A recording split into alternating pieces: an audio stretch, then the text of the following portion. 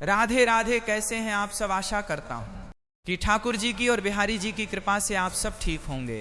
तो आज हम बहुत ही गुप्त महाचमत्कारी विषय में बात करेंगे। श्री शिवाय नमस्तुभ्य। दोस्तों, जैसा कि आप सभी लोग जानते हैं कि 26 अगस्त 2026 यानी बुधवार को पड़ रही है सावन मास की शुक्ल पक्ष त्रयोदशी तिथि।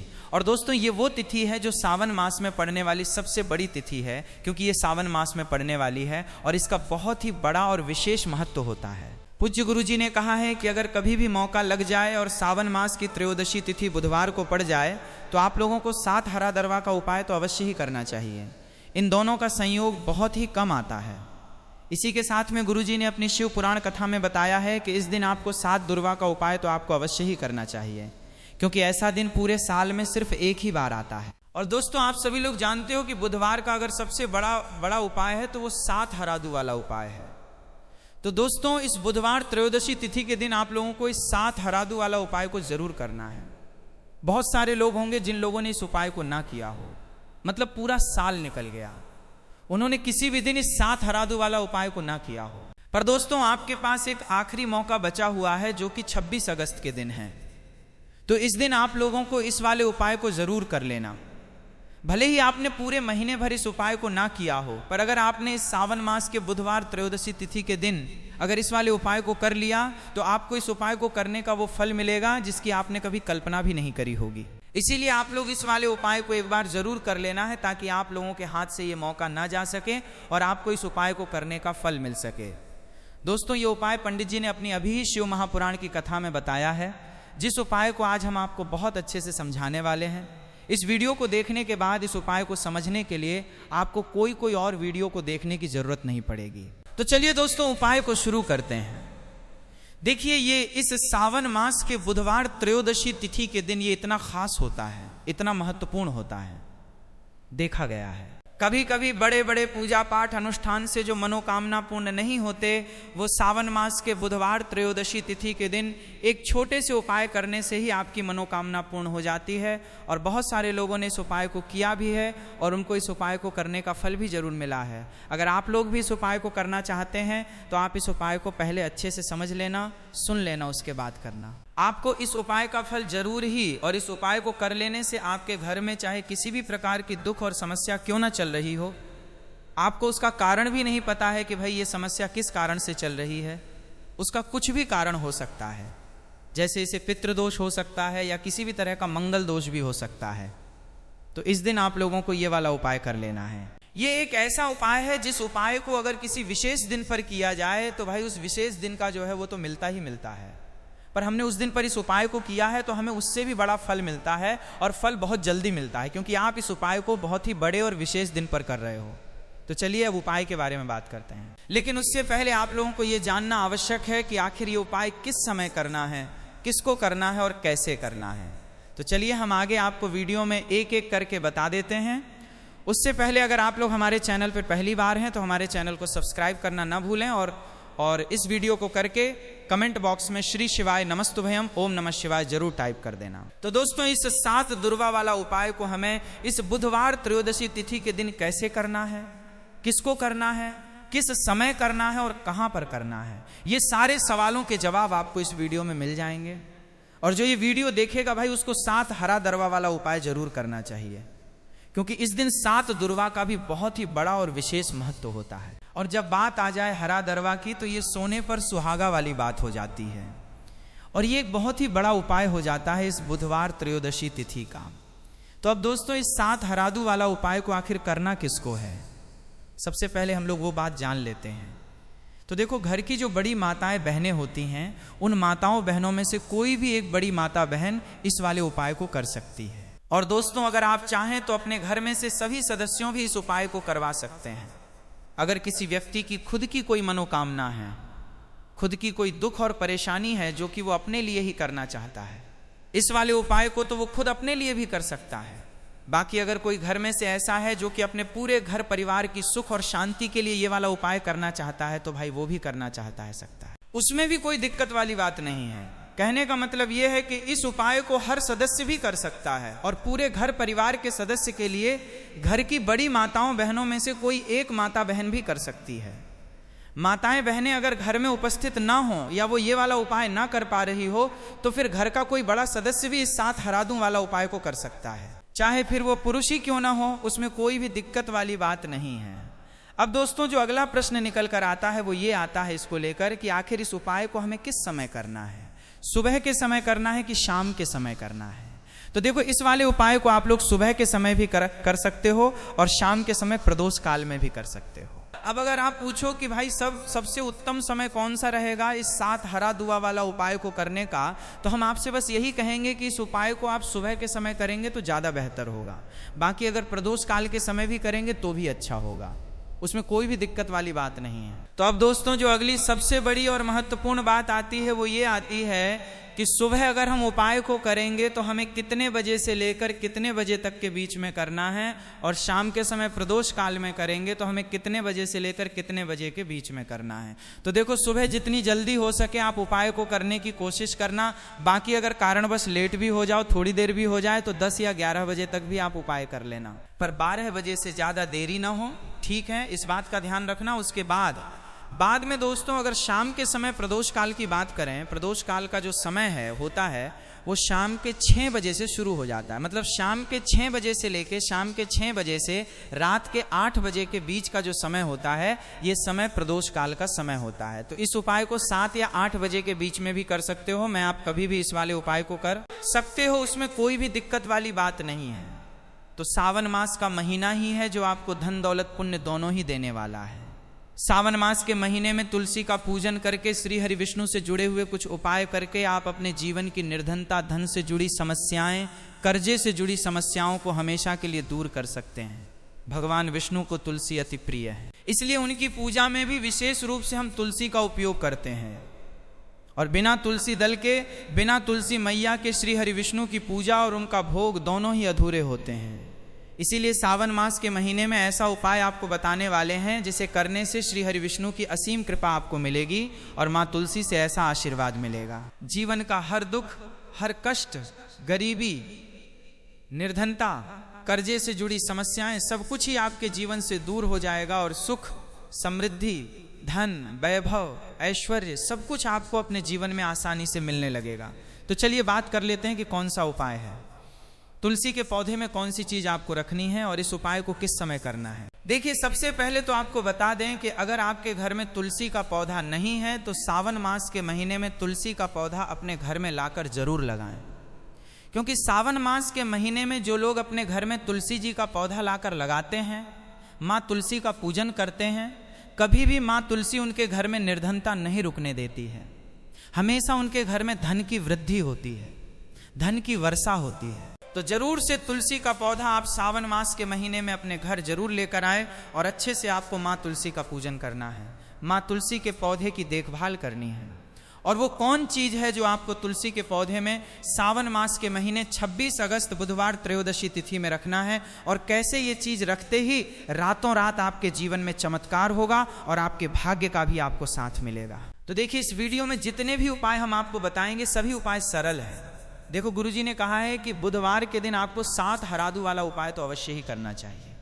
वीडियो के अंतिम में आपको उपाय बताया है, आपको करना है। देखो आगे बढ़ने से पहले वीडियो को एक लाइक जरूर करें। देखो सबसे पहला उपाय, यदि आपके जीवन में कर्जा बहुत अधिक है, आपके जीवन में संकट बहुत अधिक रहते हैं, आपके ऊपर बहुत अधिक विपदा आ रही है, बार बार आपको अपने व्यापार में और अपने धन में हानि देखने को मिल रही है, यानी कि आपको प्रत्येक कार्य में हानि हो रही है, तो आपको ये उपाय करना चाहिए। इस उपाय को करने के लिए आपको 2 चीज़ों की आवश्यकता होगी। सबसे पहले है, आप जानते हो, जो कि भगवान गणेश जी को समर्पित होती है, तो आपको वो हरा दुआ की आवश्यकता होगी। साथ ही में एक लोटा जल की आवश्यकता होगी। और आप जब भी उपाय को करें, जिस दिन भी आपको करें, तो आपको प्रातः कल सुबह ही सुबह वो करना है।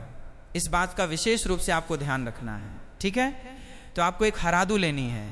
अगर आधा हरा दरवा भी मिल जाती है तो भी कोई दिक्कत नहीं है, बस आपको हरा दुआ है। अगर ज़्यादा ना मिले तो उस स्थान पर एक हरा दुआ भी ले सकते हैं। हरादू आपको आसानी से कहानी पर भी मिल जाएगी। बस याद रखिएगा, शुद्ध दुर्वा, और मतलब उसे शुद्ध करके ही उपयोग में लीजिएगा, है ना।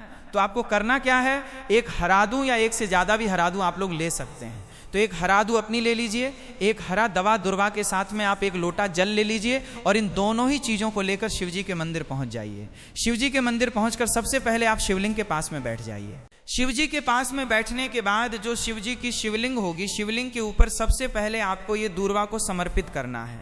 दूर्वा को कुछ इस प्रकार से समर्पित करना है कि जो दूर्वा की दांडी का मुख होगा वो जलधारी की तरफ हो, जहाँ से जल नीचे करता है ना। और जो हरादू का मिला हुआ भाग होगा वो अपने आप शिवाजी के पीछे की तरफ हो जाएगा, ठीक है। तो इस प्रकार से ये हरादू का ये दूर्वा आपको भगवान शिवजी का शिवलिंग के ऊपर समर्पित करनी है।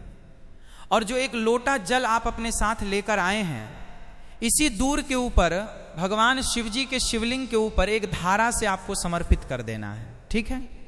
अब यहां पर देखने बात यह है कि ये उपाय इस व्यक्ति को करना है। जिस व्यक्ति की नौकरी नहीं लग रही हो, जो व्यक्ति परीक्षा में पास होना चाहता हो, तो इस व्यक्ति को अपने हाथों से इस उपाय करना है, तभी उपाय कम करेगा, ठीक है।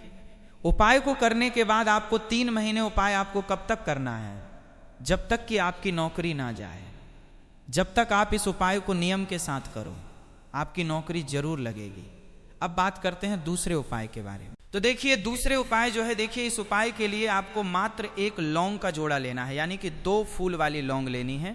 साथ में आपको मात्र थोड़ा सा शहद लेना होगा और इसी के साथ में आपको तांबे के पात्र अंदर शुद्ध जल लेना होगा। अब देखिए इन सभी सामग्रियों को लेकर के आपको भगवान शिव के मंदिर में पहुंच जाना है। देखिए ये उपाय आप सुबह से लेकर शाम तक कर सकते हैं। तो वो सबसे पहले तो आपके पास जो 2 फूल वाली लौंग है, उन्हें आपको शहद के अंदर अच्छे से डुबो है, यानी कि दोनों लौंग पर आपको अच्छे से शहद का लेपन कर देना है।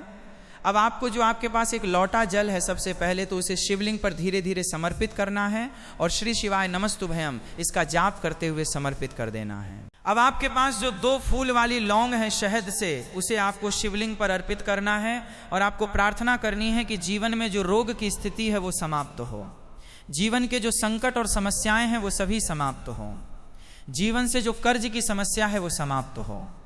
इस प्रकार से प्रार्थना करते हुए ये जो 2 फूल वाली लौंग ही शहद संयुक्त इस आपको शिवलिंग पर अर्पित कर देनी है। आपकी जो भी समस्या होगी इस बुधवार के दिन अवश्य ही समाप्त हो जाएगी। तो इस प्रकार से आपको पहला उपाय करना है। अब हम बात कर लेते हैं दूसरे उपाय के बारे में। देखिए ये उपाय आपके लिए सर्वश्रेष्ठ होने वाला है।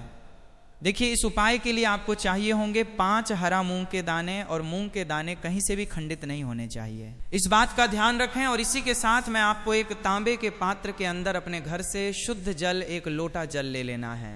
अब दोस्तों इन सभी सामग्रियों को लेकर के आपको सीधे पहुंच जाना है भगवान शिव के मंदिर में। देखिए इस उपाय को भी आप सुबह भी कर सकते हैं और शाम के समय में भी कर सकते हैं। देखिए भगवान शिव के मंदिर में पहुंचने के बाद आपके पास जो 5 हरे मूंग हैं, उनमें से पहला जो हरा मूंग है, आपको शिवलिंग के सामने जो नंदी महाराज होते हैं और उनका जो पैर उठा हुआ होता है, वहां पर आपको पहला हरा मूंग समर्पित करते हैं और आपको श्री शिवाय नमस्तुभयम इसका जाप कर लेना है। फिर आपको दूसरा हरा मूंग लेना है और शिवलिंग पर जो श्री गणेश जी वाला स्थान होता है, वहां पर आपको ये दूसरा हरा मूंग समर्पित कर देना है, यानी कि शिवलिंग के सीधे तरफ आपको ये दूसरा हरा मूंग समर्पित करना है। और फिर आपको ओम गण गणपति नमः या फिर ओम श्री गणेशाय नमः इसका जाप कर लेना है।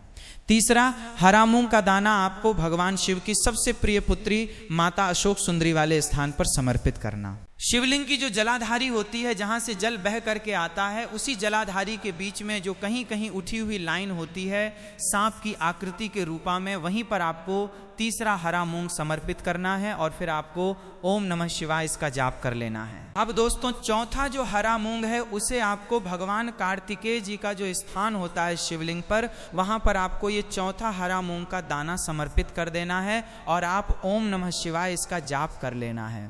अब दोस्तों आपके पास जो 5वां और अंतिम हरा मूंग बचा हुआ है, उसे आपको उसे जल के पात्र के अंदर डाल देना है और इस हरे मूंग से युक्त जल से आपको भगवान शिव के शिवलिंग का अभिषेक कर देना है। जल आपको बिल्कुल धीरे धीरे समर्पित करते जाना है और लगातार आपको शिव महापुराण के मूल श्री शिवाय नमस्तुभयम इसका जाप करते रहना है। फिर आपको तो शिवलिंग के आगे बैठकर, यदि आप अपने बच्चों के लिए ये उपाय कर रहे हैं, यदि आप अपने बच्चों की बुद्धि, ज्ञान और विवेक के लिए उपाय कर रहे हैं, तो उसके लिए आपको प्रार्थना कर लेनी है। या फिर व्यापार में वृद्धि करने के लिए ये उपाय कर रहे हैं, तो उसकी कामना करते हुए आपको प्रार्थना कर लेनी है। या फिर अपनी नौकरी के लिए कर रहे हैं, या फिर अपने इंटरव्यू के लिए, या फिर धन की प्राप्ति के लिए कर रहे हैं। जिस भी कामना के लिए आप उपाय कर रहे हैं उसे परिपूर्ण करने के आपको महादेव से प्रार्थना कर लेनी है और फिर आपको वापस अपने घर आ जाना है। पूज्य गुरु जी ने कहा है कि जो भी व्यक्ति इस उपाय को कर लेता है तो यकीन मानिए आपके जीवन के जो सारे संकट, कष्ट और बाधाएं ही वो सभी समाप्त होंगे। अब हम बात करते हैं अगले उपाय की। इस उपाय के लिए आपको एक दीपक लेना है। दीपक आप मिट्टी का भी ले सकते हैं और शुद्ध आटा मढ़कर उसका दीपक भी आप तैयार कर सकते हैं। अंदर गोलाती का प्रयोग करना है और दीपक के अंदर आपको शुद्ध घी का प्रयोग करना है। इसी के साथ में आपको मात्र एक फूल वाली लौंग लेनी होगी। अब एक दीपक और एक फूल वाली लौंग लेकर के सीधा आपको पहुंचना होगा बरगद के वृक्ष के। वहां पर देखिए, सबसे पहले तो आपके पास जो एक फूल वाली लौंग है उसे आपको बरगद की वृक्ष की जड़ में समर्पित करना है। देखिए, अगर आपके जीवन में कोई भी बड़ा संकट आने वाला है, कोई बड़ा कष्ट आने वाला, तो वो इस उपाय के माध्यम से दूर होने वाला है। महादेव की विशेष कृपा रहेगी कि जो भी संकट आपके जीवन में आने वाला होगा वो भी दूर हो जाएगा।